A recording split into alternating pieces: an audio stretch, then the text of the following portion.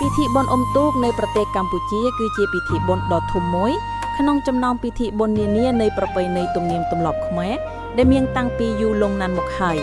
ពិធីបុណ្យនេះត្រូវបានកំណត់នៅក្នុងទ្វារដោះសាមញ្ញប្រចាំឆ្នាំដែលប្រារព្ធធ្វើជាទូទៅនៅក្នុងខែវិច្ឆិកាត្រូវនឹងខែកដឹកនៃប្រតិទិនចន្ទគតិដែលក្នុងពេលនោះក៏មានពិធីបុណ្យអុំទូកបណ្ដែតប្រទីបអកអំបុកនិងសំពះព្រះខែគេតាំងរៀបចំធ្វើនៅទន្លេចតុមុខដែលមានរយៈពេល3ថ្ងៃគឺពីថ្ងៃ14កើតដល់ថ្ងៃ1រោចខែកដឹកពិធីបុណ្យអុំទូកគឺជាពិធីជួបជុំដ៏ធំមួយដែលប្រជាពលរដ្ឋខ្មែរភាគច្រើនធ្វើដំណើរจากចេញពីបណ្ដាខេត្តនានា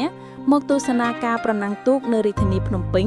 ហើយពិធីនេះទៀតសោតគឺជាប្រារព្ធធ្វើតាំងពីសម័យបុរាណកាលមកម្ល៉េះគឺក្នុងគោលបំណងរំលឹកដល់គំរូវីរភាពដ៏អង្អាចក្លាហានរបស់កងទ័ពជើងទឹកខ្មែរដឹកនាំដោយព្រះបាទជ័យវរ្ម័នទី7ដែលបានទទួលជ័យជំនះរំដោះទឹកដីរួចផុតពីការជិះជាន់របស់ពួកក្មេងសត្រីចាមដែលបានចូលមកឈ្លានពានត្រួតត្រាអស់រយៈពេល4ឆ្នាំគ្រិស្តសករាជ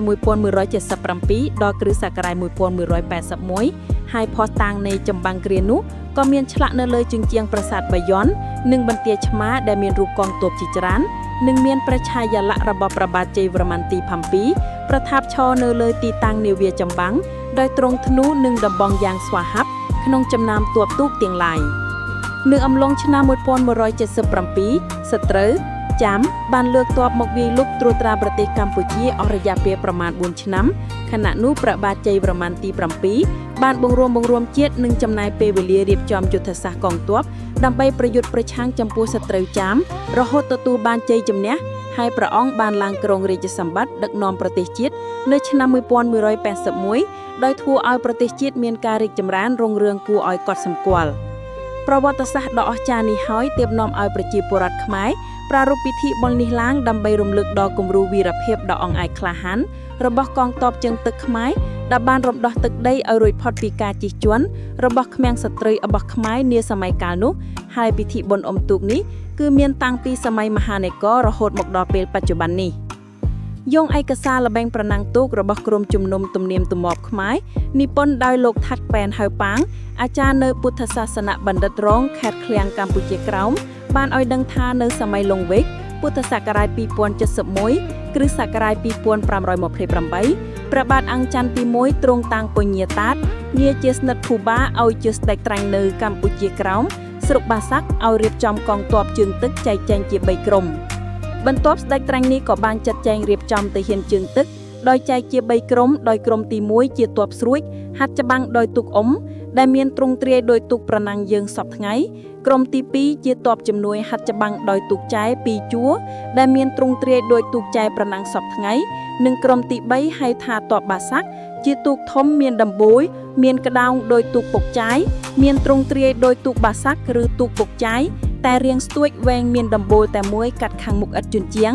លាក់ជាទូកដាក់ស្បៀងអាហារសម្រាប់កងទ័ពនៅក្នុងការហាត់ចម្បាំងនេះគេបានកំណត់យកថ្ងៃពេញបូរមីខែឱសុចរដូវចេញវស្សាដែលត្រូវនឹងពេលដែលព្រឹទ្ធាចារ្យនិងនមឿនព្រះបញ្ញា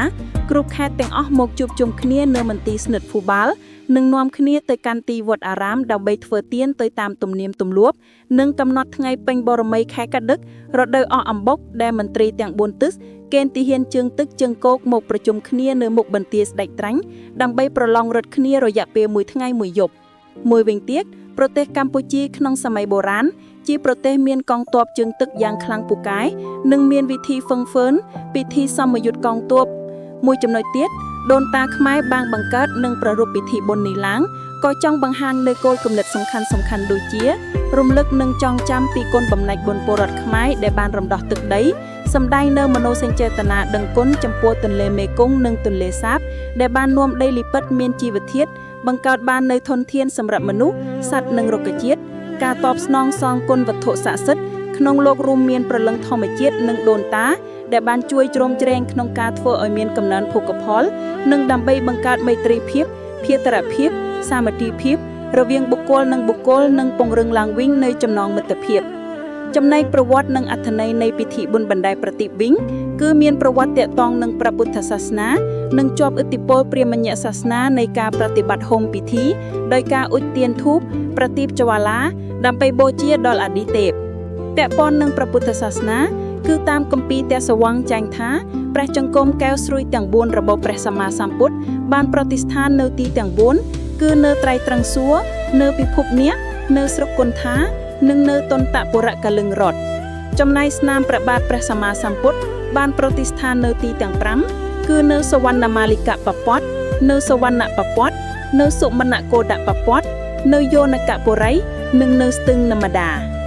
ចំណែកអត្ថន័យនៃពិធីបណ្ដែតប្រទីបវិញគឺដើម្បីឧទ្ទិសកុសលនិងដឹងគុណប្រាក់គង្គាប្រាក់ធរណីដែលបានផ្ដល់នូវសេចក្តីសុខសប្បាយភោគផលក្នុងការងារកសិកម្មបញ្ជាក់នៅទឹកចិត្តមនោសញ្ចេតនាស្នេហានិងគោរពដឹងគុណដល់ព្រះសម្មាសម្ពុទ្ធគឺព្រះជង្គង់កែវដែលប្រតិស្ថាននៅទីទាំង4និងស្នាមព្រះបាទនៅទីទាំង5ព្រមទាំងជាការដឹងគុណដល់ទន្លេមេគង្គនិងទន្លេសាបដែលផ្ដល់ជីវធាតុយ៉ាងសំខាន់សម្រាប់បម្រើវិស័យកសិកម្ម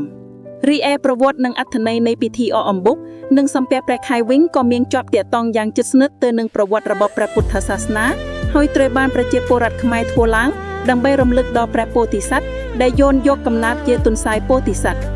តាមជំនឿរបស់ដូនតាខ្មែរប្រជាពលរដ្ឋយល់ថាព្រះសម្មាសម្ពុទ្ធបរមគ្រូនៃយើងធ្លាប់កើតជាសត្វទុនសាយកាលពីព្រះអង្គមិនទាន់ត្រាស់ដឹងការក្លាយជាព្រះពុទ្ធគ្រាមួយព្រះឥន្ទបានយោងចុះមកហើយនិមិត្តជាខ្លួនជាតាព្រាហ្មណ៍ម្នាក់នៅចំពោះទុនសាយនោះហើយក៏ពោលពាក្យឡើងថាជីវិតរបស់ខ្ញុំនឹងខ្សែជាមិនខានបើមិនមានអាហារបរិភោគនាពេលនេះទេពេលនោះឯងទុនសាយជាតួអង្គព្រះពោធិសត្វនៃយើងបានពោលវិចារតបយ៉ាងនេះថាខ្ញុំមានតែសាច់និងឈាមប៉ុណ្ណោះបើអ្នកចង់បានចូលអ្នករកអស់មកបង្កាត់ភ្លើងទៅខ្ញុំនឹងលោតចូលក្នុងភ្លើងឲ្យបានជាអាហារបរិភោគគ្រាន់តែឮដូច្នេះព្រះឥន្ទក៏ទៅបង្កាត់ភ្លើងភ្លាមតែមិនបង្អង់យូរប៉ុន្តែដោយអំណាចនៃសេចក្តីជ្រះថ្លានិងការបរិច្ចាគដ៏អស្ចារ្យរបស់ទុនសាយព្រះឥន្ទក៏ហោះទៅទ្រមិនឲ្យភ្លើងឆេះរមួយសរសៃឡើយលំដាប់នោះព្រះឥន្ទក៏ហោះទៅកាន់ស្ថានសួគ៌ដើម្បីយកថ្មកែវមនោសិលាទៅគូករូបទុនសាយនៅក្នុងរង្វង់ព្រះច័ន្ទដោយអធិដ្ឋានសូមឲ្យរូបទុនសាយពោធិសត្វនេះនៅជាប់រហូតដល់ទីបញ្ចប់កាប់នេះជាហេតុនាំឲ្យមានរូបទុនសាយជាប់នៅក្នុងរង្វង់ព្រះច័ន្ទតាំងពីកាលនោះរហូតមកដល់ពេលនេះហើយមនុស្សគ្រប់រូបក៏មើលឃើញរូបទុនសាយច្បាស់នៅថ្ងៃ15កើតពេញបូរមីនៃខែកដឹករឿងរ៉ាវនៃព្រះពោធិសត្វនេះហើយដែលនាំឲ្យប្រជាស្រុកតែងតែរៀបចំប្រារព្ធពិធីនេះជារៀងរាល់ឆ្នាំតាមវត្តអារាមភូមិស្រុកនិងទីប្រជុំជននានាដោយមានចេកអំបុកទឹកដូងផ្លែឈើជាដើមដើម្បីរំលឹកដល់ព្រះពោធិសត្វដោយសារតែមានជំនឿបែបនេះឯងសូមបញ្ជាក់ថាការជ្រើសរើសយកថ្ងៃ15កើតដើម្បីប្រារព្ធពិធីបុណ្យសំពះព្រះខែនិងអកអំបុកនាម៉ោង12យប់នោះព្រោះយប់ថ្ងៃនោះគឺព្រះច័ន្ទមានមណ្ឌលមូលពេញលេញភ្លឺជាងថ្ងៃណាទាំងអស់ហើយព្រះខែនៅជិតភពផែងដីចំពោះអត្ថន័យនៃពិធីបុណ្យសំពះព្រះខែ